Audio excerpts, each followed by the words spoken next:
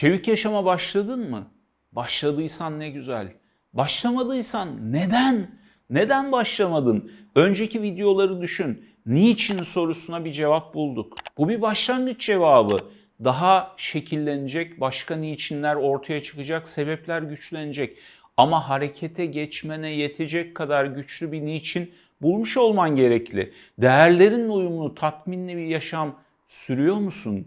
Sürmüyorsun. Peki bu senin için önemli mi gerçekten? Önemli. O zaman niye harekete geçmiyorsun?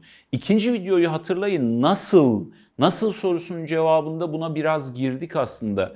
Teorik bilgi, dört başı mamur bir şekilde anlayayım, yaşamımı ondan sonra geçireyim algısı, bunlar ayağına takılan konular. Hatırla, yapmanın yolu yapmaktır, onun da yolu yapamamaktır. Öğrenmek keşifli olur temel olarak. Çevik yaşamda da değişen bir şey yok. Çevik yaşamı yaşamını uygulamak için, yani tanımı hatırla, kendini, ortamını, yöntemlerini daha iyi tanıman, bunlarda değişiklikler, dönüşümler yapman, böylelikle tatminli bir yaşam sürmen için ne gerekli? Bu gerekli olan şeyleri yolda keşfedeceksin. Bunu yapmaya çalışarak keşfedeceksin. Yapamadığın şeyler olacak. O yapamadığın şeylerden öğrenerek keşfedeceksin. O yüzden ya ne kadar biliyorum ki, daha anladım mı anlamadım mı, neresindeyiz demeyi bırak. Gerçek öğrenme süreçlerini düşün. Yaşamına kattığın önemli değerleri, şeyleri düşün. Yürümeye nasıl başladın? Konuşmaya nasıl başladın? Çevrendeki bebekleri gözlediğin zamanları, yaşamlarına misafir olduğun anları düşün. Acaba yapabilir miyim diye düşünen bir bebek pek söz konusu değildir. Yapmak için atılır.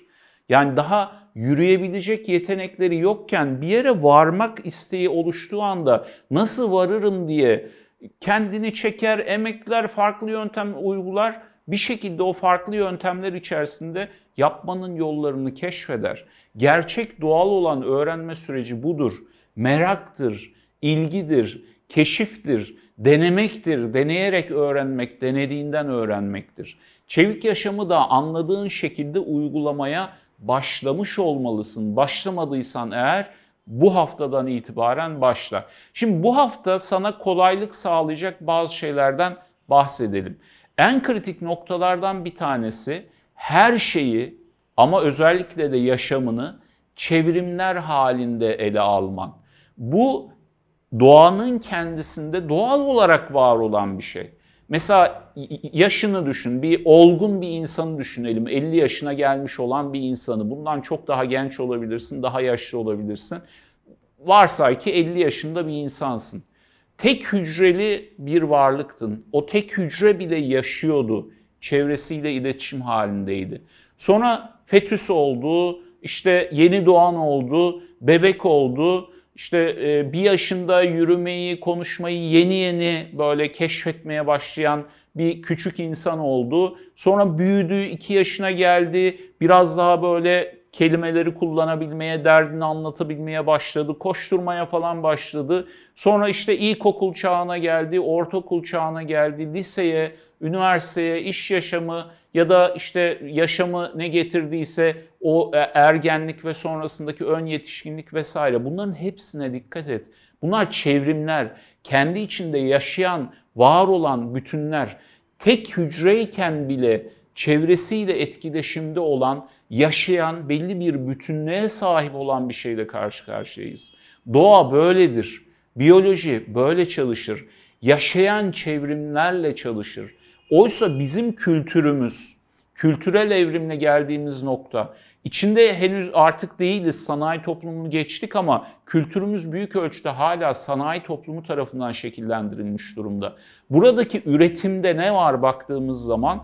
Önden geniş ve kapsamlı bir planlama. Bu kapsamlı planlama doğal olanla uyumlu olmadığı için zor ve dayatma yoluyla kalıplara, şekillere sokarak zorla o planı uygulama ve parça parça üretip monte etmeye dayalı olan bir şey var. Çok uzun bir sürecin sonucunda ortaya bir şey çıkmış oluyor. Ve o sürecin içerisinde de sürekli aksaklıklar, aksilikler olma ihtimali gerçekleşiyor. Şöyle bir şey düşünüyorsan mesela, Ya çevik yaşamı uygulamakla ilgili bir konu düşün. Ya da elde etmek istediğin başka herhangi bir hedef olsun. Yeni bir yetkinliği öğrenmek, yeni bir dili öğrenmek, bir şeyden vazgeçmek, bir şeye başlamak gibi herhangi bir şey düşün. Bu diyelim ki 100 hafta sürecek bir şey olsun. O 100 haftayla ilgili olarak şöyle bir durumda olabilirsin. Ya ben bunu yapacağım, yapmak istiyorum ama of ya çok kocaman bir şey bu. Yani bunu nasıl yapacağım ben? Yani o altında kaygı yüküyle o nasıl yapacağım duygusu giderek birikmiş bir çaresizliğe dönüşüp kaygı haline gelmiş olabilir. Belki böyle bir yük olarak taşıyorsun. Ya da böyle değil, belki bir hayal olarak senin için çok güçlü bir hayal durumunda ama çok iri bir hayal durumunda. Dolayısıyla bunu uzun vadeli olarak düşünüyorsun. Geleceğe hapsetmiş durumdasın. Yani diyorsun ki bu uzun vadeli bir hayal, kafanda böyle, bu iri bir hayal. O yüzden gelecekte bir yerde duruyor. Sen ilerliyorsun, bir türlü o uzun vade gelmiyor ve başlamıyorsun bile. Büyük olasılıkla bu durumdasın. Lütfen çevik yaşamı da bu hale getirme. Çevik yaşam 100 haftalık bir şey değildir. Çevik yaşam yaşamın boyunca sürecek bir şeydir ama bu hafta başlar. Faydalarını da elde etmeye bu hafta başlamış olursun. Belki de şöyle ele alıyorsun konuyu. Ya bu 100 haftalık bir şey elde etmek istediğim şey, ben bunu parçalara ayırayım. Böyle bütün olarak bunu halledemem. Bunu parçalara ayırayım. Birinci hafta bir parçasını yapayım, ikinci hafta bir parçasını, yaptığım parçaları bir kenara koyayım. Bunlar parça. Kendi başına işe yarayan, kendi içinde bütünlüğü olan şeyler değil. Monte edildiklerinde Voltron'u oluşturacaklar diye bir hayalim var. Birinci hafta bir parçayı yapayım, bir kenara koyayım. İkinci hafta başka bir parça yapayım. Ya 100 hafta sonucunda nereden biliyorsun bu parçaların birbiriyle çok iyi uyumlu şekilde gerçekleşeceğini, bütünleşeceğini nereden biliyorsun? 100 hafta dediğin şey 2 sene yaklaşık. İsteklerin değişmeyecek mi bu sürede? Aynı şeyi istemeye devam ediyor durumda mı olacaksın? Dünya acaba ne hale gelmiş olacak 2 senede? Hala o parçalardan bütünleştirdiğin şey senin ihtiyacını görecek şey olacak mı? Bunların hiçbirinden emin değilsin. Dolayısıyla arkadaşım, sanayi toplumu tipindeki kafa yapısını bir kenara bırak. Zaten dünya orayı geçti. Dijital dönüşümle beraber bambaşka bir çağdayız ve neyi niye yapmak gerektiği hep keşfedilerek ilerleniyor. Sana iyi gelecek olan formatı bilen kimse yok. İş hayatında, sosyal hayatında, bireysel hayatında doğrusu budur, iyisi budur, bu kalıba uyarsan geleceğin garanti altındadır diyebilecek kimse yok. Büyük bir belirsizlik içindeyiz. Bu belirsizliği keşfederek ilerlemen gerekiyor. Dolayısıyla çevik yaşamda da çevrimlerle ilerlemelisin. Ve bak, bu çevrimlerin ne ölçekte ele alınmasıyla gerektiğiyle ilgili kritik bir şey söyleyeceğim. Hafta olarak çevrimleri kullanmalısın. Eğer günlük planlar yapıyorsan kendine işkence etmeyi bırak. Belki böyle geleceği planlamak için günü çok iyi değerlendirmekle ilgili bir sürü şey okudun, onları uygulamaya geçirmek için aylardır, yıllardır çalışıyorsun ve günlük planlara çok önem veriyorsun. Bırak, günlük plan diye bir kavram çalışmaz, yürümez, çünkü gün çok kısa bir süredir. Gün için planladığın şeyleri bir gün yerine getirirsin, 3 gün yerine getirirsin, 10 gün yerine getirirsin. İlla ki bir aksilik çıkar, bir aksaklık olur, ayağına bir şey dolaşır. Çok sevdiğin bir arkadaşının başına bir şey gelir, her şeyi bırakıp yardıma koşman gerekir. O gün öyle bir baş ağrısıyla uyanırsın ki hiçbir şey yapacak halde olmazsın. Günlük planı bir şekilde uygulayamazsın. Bir de hele şöyle bir kavramın varsa, zinciri kırmadan günlük planı uygulamak, kendine köle gibi zincirler atadıysan eğer, o günlük planı bak şu kadar gündür planladığımı, kafama göre ne planladıysam onu uyguluyorum çatır çatır diye bir moddaysan eğer, o zaman düşmen çok daha acıklı olacak. Çünkü illaki o zincir bir yerde kırılacak. Oysa haftalık bir planla, haftalık bir çevrimle yaşama bakmaya başlarsan günlüğün sıkıntıları hızlı bir şekilde ortadan kalkar. Mesela diyelim ki yapmak istediğin şeylerle ilgili planını yaptın. Günlükte ne sıkıntı vardı? Ani bir şey çıktığı zaman, önemli bir sıkıntı ortaya çıktığı zaman aksamış oluyordu plan. Haftalıkta da böyle şeyler olacak. Günlük planını o hafta için yapmayı düşündüklerin içerisinde o gün ne düşündüysen onu aksatan şeyler olacak. Ama planın haftalık. Dolayısıyla bugün aksama olduysa bugün başka bir şeyi yapıp bugün yapman gerekeni yarın gerçekleştirebilirsin. Yer değiştirmeler mümkün hale gelir. Böylelikle planında bir esneklik oluşur. Esnek olmayan hiçbir plan yürümez. Esnek olmayan hiçbir disiplin çalışmaz. Günlük plan çok katı bir plandır, kırılmaya mahkumdur. Oysa planını haftalık yaparsan, çevrimini hafta olarak yaşarsan çok daha esnek hale gelmiş olursun.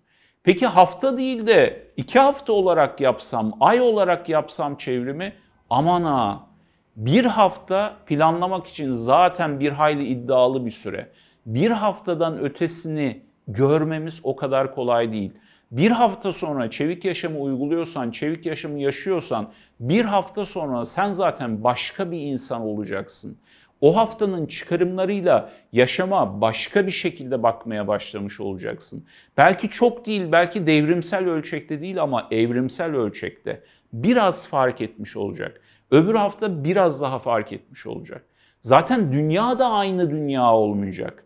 Bir hafta sonraki dünya bambaşka olabilir. Son yıllarda yaşadığımız çalkantılı, tüm dünyadaki çalkantılı dönemler bunu gösterdi bize. Önceden de böyleydi, şimdi daha net böyle. Bir hafta sonra dünya başka bir dünya oluyor. Bir hafta sonra ben başkaysam, dünya başkaysa o zaman planlarımı bir haftadan daha uzun yapmak çok anlamlı değil. O zaman arkadaşlar ne yapıyorsunuz? Çevik yaşam, çevik yaşama başlamadıysak başlıyoruz ve haftalık çevrimlerle. Çevrimlerin olayı neydi? Canlı olmaları. Yani bir parça yapmıyorsun çevik yaşamda bu hafta. Bütünleşik olarak kendi içinde yaşayan bir dönüşüm. O dönüşümün sağladığı faydalardan yararlanarak gelecek hafta farklı bir insan olman, kendini daha iyi tanımış olman, ortamla ilişkilerini daha iyi fark etmiş olman, kullandığın yöntemleri daha iyi fark etmiş olman ve bunları hafiften dönüştürmeye başlamış olman. Değerlerinle uyumlu, tatminli bir yaşamı yıllar sonra elde etmeyeceksin. Hemen bu hafta elde etmeye başlayacaksın. Haftadan haftaya bu yollar belirdikçe, bulutlar dağıldıkça uygulamayı çok daha bilinçli bir şekilde işine yarayacak yöntemlerle devam ettireceksin.